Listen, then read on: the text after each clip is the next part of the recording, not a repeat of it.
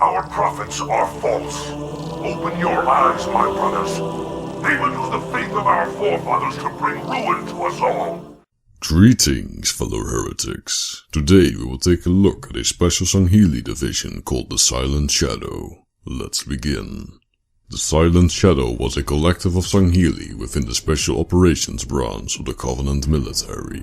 It was divided into several squads, one of which was led by First Blade Officer Resa Azavayl. They are recognizable due to their unique combat harnesses and the incorporation of experimental technology and weaponry. The Silent Shadow was responsible for several assassinations and extractions during the Human Covenant War.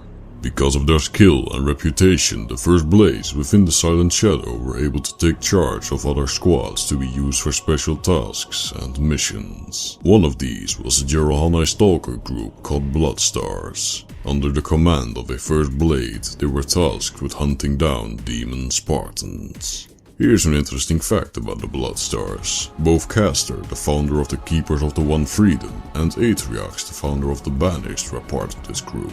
Anyways, prior to December 2552, a Silent Shadow unit laid a trap for two Spartan tree headhunters. And once the Spartans let their guards down, the First Blade of the unit killed one of them. The other was quickly surrendered by members of the squad. Spartan Jonah was given the chance to surrender himself, but refused. The First Blade ordered his capture, but Jonah activated the charges he said earlier, killing himself and the group. The Great Schism was a rough time for the Sangheili, and the Silent Shadow suffered the same. The squad led by First Blade Resa Azavayl dedicated themselves to wiping out the Jerohanai race, as Resa once said during a personal log. We are the Silent Shadow. Once our charge was varied: assassination, extraction, direct and thorough acts of violence. Our goals strategic, pointed and precise.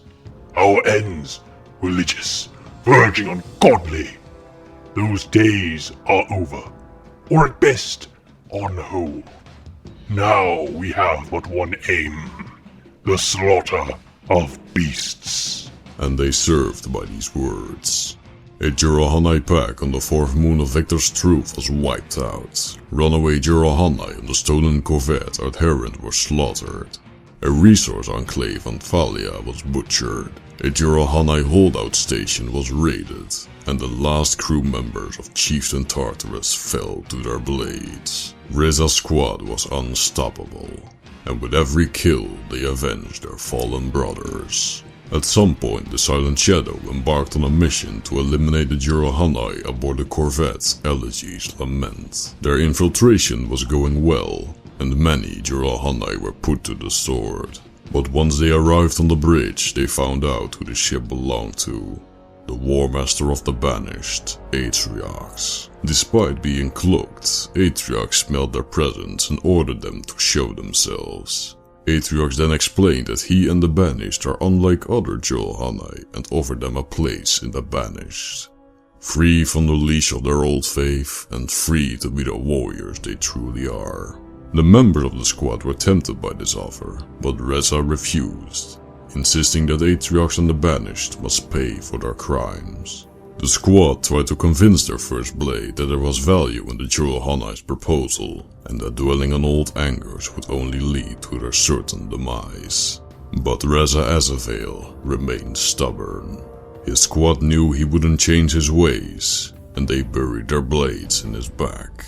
Their swords would serve a new purpose now. Atriox allowed them to join the Banished, offering to reward them with blood, sport and spoils, thus ending their Jerohanai hunting days and bringing an end to the once proud Azavayl bloodline. Resa always feared that he would lose himself to blind vengeance, and it looks like that day had finally arrived.